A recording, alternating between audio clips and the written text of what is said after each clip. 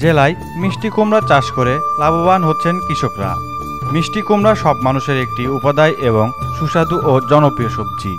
নওগাঁ সদর উপজেলার কিস্তিপুর ইউনিয়নের হরিরামপুর, মাদারনগর ও শালুকান গ্রামের মাঠগুলোতে কৃষকরা ব্যাপকভাবে মিষ্টি কুমড়া চাষ করছেন।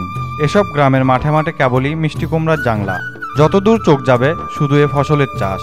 জাংলার উপরে সবুজের লাইট ডগা, আর জাংলার নিচে শুধু লাউ আর লাউ। কৃষি সম্প্রসারণ অধিদপ্তর সূত্রে জানা গেছে, চলতি 2024-এর আওতায় নওগাঁ জেলায় মোট 440 হেক্টর জমিতে মিষ্টি কুমড়া চাষ হয়েছে।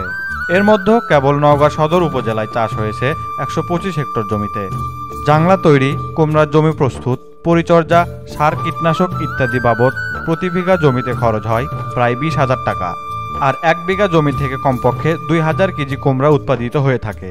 তিনি তার 1.5 বিঘা জমি থেকে কুমড়া বিক্রি করে প্রায় লাভ করবেন প্রায় 45,000 টাকা।